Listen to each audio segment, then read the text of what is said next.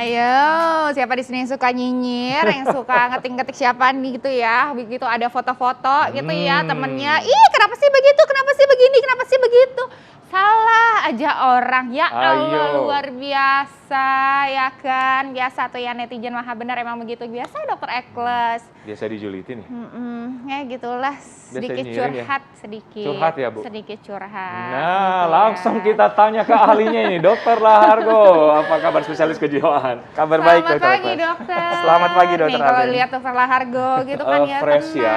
Positive fresh, vibes. gitu Positive ya. vibes. Nggak nyeri, nggak iri, nggak dengki, nggak julid, nggak gimana. Oke. Tenang. Dokter, kita langsung saja ya. Kita langsung saja ke fakta mitos. Apakah iri, dengki, julid tanda gangguan jiwa? Salah satu sifat tanda kegangguan jiwa. Ya, salah satu untuk suatu masalah kejiwaan fakta. ya. Iya, fakta tadi itu Benar, fakta Waduh. ya, gitu.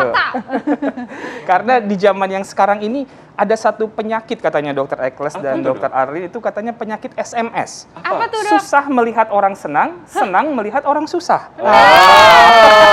SMS. Jadi ini yang sekarang ini mau kita bahas Jadi ya. konten tuh. Iya, bagus.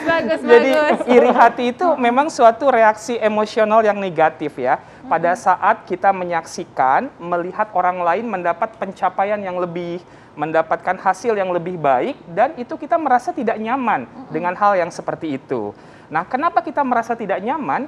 Karena ketika seseorang itu mendapatkan pencapaian, prestasi, atau hal yang baik, maka biasanya ada dua pilihannya bagi kita. Apakah kita mau mengapresiasi atau memuji dia dengan tulus, atau sebaliknya, kita iri hati, nyinyir, atau julid. Nah, apa yang keluar dari diri kita itu sangat tergantung dari apa yang memang kita miliki.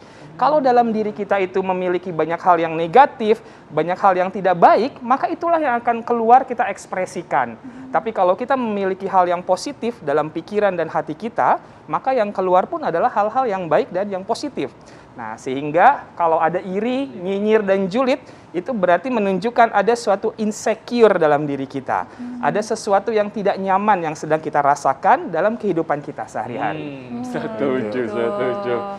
Aduh, kalau Dokter Argo ngomong julid gitu ya, itu benar-benar dalam banget gitu ya. Oke, ini fakta mitos yang berikutnya nih, Dokter Argo. Nyinyir itu adalah tanda dari seseorang mengalami gangguan kepribadian atau bipolar. Ini fakta atau mitos, Dokter? Iya, kadang-kadang dalam suatu masalah atau gangguan kepribadian ataupun gangguan bipolar itu muncul berbagai gejala-gejala gitu ya. Nah, gejala-gejala itu merupakan kriteria dari suatu diagnosis, suatu yang namanya gangguan jiwa. Tetapi kalau masalah kejiwaan itu seringkali muncul berbagai gejala-gejala seperti yang kita bahas pada kesempatan ini. Ada iri hati, ada nyinyir, ada julid gitu ya. Contohnya untuk suatu gangguan kepribadian namanya narsisistik. Nah, gangguan kepribadian narsisistik itu gangguan kepribadian yang selalu ingin jadi nomor satu. Ingin selalu jadi yang utama. Dia selalu memamerkan prestasinya, pencapaiannya, kehebatannya. Dan ketika ada orang lain yang lebih dari dia, maka muncullah perasaan iri hati tersebut. Nah, ini yang kita sebut gangguan kepribadian narsisistik. Nah, ada lagi gangguan mood. Nah, gangguan mood seperti depresi atau pada gangguan bipolar, pada episode depresinya, dia itu ngerasa rendah diri, tidak berharga, sehingga ketika ada orang lain yang merasa yang lebih dari dirinya, disitulah muncul perasaan insecure, perasaan tidak nyaman. Dan ini yang kemudian muncul lewat perilaku iri hati, nyinyir, atau julid. Julid? Ya, berarti benar. ini fakta dong ya, Dok ya? Fakta ya, Dok ya? Benar. Fakta. Oke. Oke, Dokter, selanjutnya nih ada fakta mitos nih, Dokter.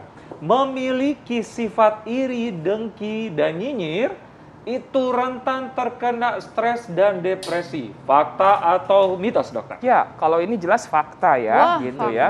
Karena pada waktu orang itu merasa iri, merasa nyinyir dan julid, itu menunjukkan bahwa ada yang tidak nyaman di dalam dirinya. Ada suatu kekurangan sehingga membuat dia melakukan hal seperti itu. Nah, di tengah kondisi kita yang punya value, nilai dan agama bahwa nggak boleh lo iri hati sama orang lain, maka biasanya perasaan itu akan dipendam. Nah, semakin lama dipendam dan tidak bisa diventilasikan, dia akan bertumpuk. Dan itulah yang akan memunculkan berbagai perilaku agresif misalnya, menulis dengan kata-kata verbal di media sosial yang kasar, ataupun ada perilaku-perilaku agresif yang lainnya. Kadang-kadang kita bisa melihat orang yang iri hati, yang nyinyir, atau yang julid itu dengan tadi ya, bergosip, ngomongin orang lain, atau malah memuji yang berlebihan. Nah, memuji yang berlebihan juga menunjukkan bahwa sebenarnya Dok, ya? iya, betul sekali. Hati-hati juga dengan aja itu. gitu ya. Nah, itu ternyata juga gangguan gitu, Dok. Apa Salah gimana? satu. Ya, Salah masalah satu ya? kejiwaan itu kan banyak ya, beraneka ragam ya. Jadi dalam setiap waktu, dalam kehidupan setiap orang, bisa saja dia punya suatu masalah kejiwaan kalau dia nggak bisa meregulasi pikiran dan perasaannya yang tidak nyaman. Ya, itu dia.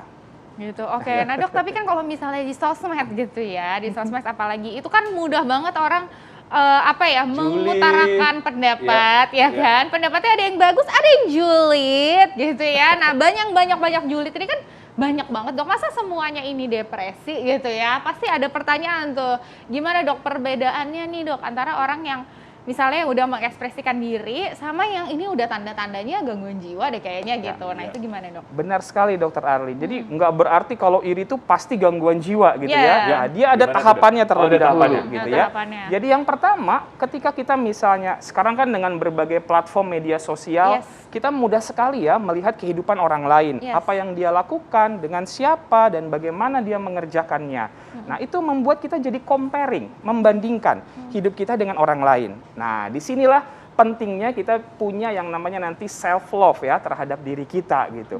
Karena kalau enggak, maka kita akan ngebandingin diri kita dengan orang lain dan itu tadi akan bertumpuk makin lama sehingga kita jadi insecure dan muncullah berbagai gangguan kejiwaan pada akhirnya. Gangguan cemas atau ansietas, gangguan depresi. Jadi tidak langsung tiba-tiba kalau kita iri, julid dan nyinyir tuh pasti gangguan jiwa. Tapi itu merupakan hal yang perlu diatasi agar tidak berujung kepada berbagai gangguan kejiwaan pada akhirnya. Setuju dokter. Nah, selanjutnya nih dokter. Iri, dengki, dan nyinyir juga ternyata berpengaruh terhadap metabolisme kita. Salah satunya adalah susah tidur. Fakta atau mitos? Tapi dokter, jangan lu jawab dulu. Mau tahu fakta atau mitos, dokter Alin? Mau tahu ya? Tetap bersama kami hanya di Hidup Sehat.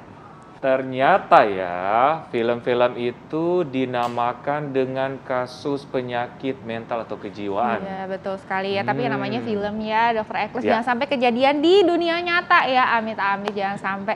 Nah, ini ada fakta atau mitos yang belum dijawab nih, Dokter. Mengalami gangguan tidur itu juga jika sering iri itu ternyata kita bisa sampai ngefek ke metabolisme. Salah satunya gangguan tidur ya, dokter. Gangguan tidur. Ini fakta atau mitos, dokter? Iya, itu adalah fakta ya. Fakta. Benar. Karena apa yang kita pikirkan berulang-ulang dan terus-menerus tentunya akan mengganggu kemampuan tubuh kita untuk menjalankan aktivitasnya sehari-hari. Dan salah satunya itu adalah tidur yang terganggu.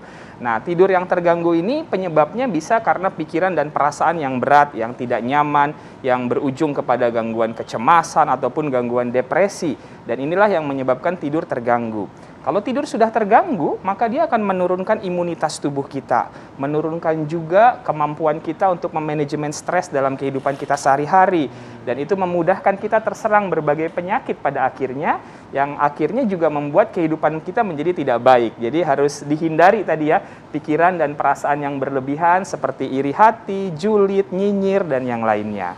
Oke, nah, gangguan... Termasuk gangguan pernafasan kah, Dok? Ya, gangguan tidur ya? Ya, itu gangguan tidur. Kalau gangguan pernafasan mungkin kalau dia udah menjadi suatu gangguan kecemasan ya, atau ansietas. Nah, kalau gangguan ansietas itu salah satu ciri-cirinya itu adalah nafasnya seperti nggak plong, ada semacam panic attack gitu ya. Jadi takut, khawatir yang berlebihan yang menyebabkan pernafasannya pun menjadi tidak teratur pada akhirnya. Baik, Nah, ini baik. banyak sekali ya informasinya ya dok ya dok. Tapi tipsnya nih dok, karena kan sebenarnya kan kita kadang-kadang kita nggak bisa diatur gitu ya dok ya. Keluar aja gitu, misalnya orang lagi lihat foto gitu, tiba-tiba muncul nih rasa iri, dengki gitu kan ya. Namanya mungkin manusiawi gitu ya dok ya. Nah tapi gimana caranya kita mengkontrolnya nih supaya Menyingkapi bukan ya. menjadi gangguan kejiwaan nih Bener. dokter. Ada tips-tips dari dokter nih dokter, silahkan. Ya, jadi iri, julid, nyinyir itu memang perasaan emosional yang natural, yang alamiah. Tinggal bagaimana kita bisa meregulasinya dengan baik agar tidak berlebihan dan bisa berujung pada masalah atau gangguan jiwa. Jadi tipsnya adalah melakukan yang namanya self-love gitu ya. Self-love itu ada 4 tingkatannya. Yang pertama itu self-awareness. Coba kita kenali dulu potensi, kelebihan, dan kekurangan kita gitu ya. Kemudian berhenti membandingkan diri kita dengan diri orang lain gitu ya, karena kita ini adalah suatu individu, suatu seseorang yang unik, yang berbeda dengan orang lain. Yang kedua adalah self worth gitu ya, harga diri kita. Coba kita menjadi diri kita yang terbaik gitu ya. Be yourself but the best version of you. Nah, ini juga membuat kita jadinya punya harga diri sendiri. Yang ketiga adalah self esteem, kepercayaan diri. Mencoba hal-hal yang baru tanpa harus takut salah gitu ya, takut kemudian dikomentari orang lain, itu akan membuat kita punya kepercayaan diri yang baik. Dan yang terakhir itu adalah bagaimana kita melakukan self-care, menjaga kesehatan fisik dan mental kita. Berolahraga teratur, makan yang baik, tidur yang cukup, dan manajemen stres. Nah, itu akan membuat kita memiliki suatu self-love dalam diri kita, dan kita mengapresiasi, menghargai diri kita sendiri, dan kita terhindar dari berbagai perasaan iri, nyinyir, dan julid tersebut. Wow, saya setuju banget, Dok. Betul. Self-love, ya. Self-love gitu ya. Dan juga udah kayak BTS ya, siapa di sini ARMY gitu ya. Ya, jadi itu ternyata message-nya ya, tetap ya cintai diri kita sendiri, hargai diri kita sendiri. Benar. Diri kita itu juga berharga kok. Benar. Ya Dan kan? bersyukur ya, Dokter. Bersyukur. Bersyukur dalam Yes, segala hal. dan juga bersyukur. Terima kasih, Dokter. banyak, Dokter Sama-sama, Argo, informasinya luar informasinya. biasa.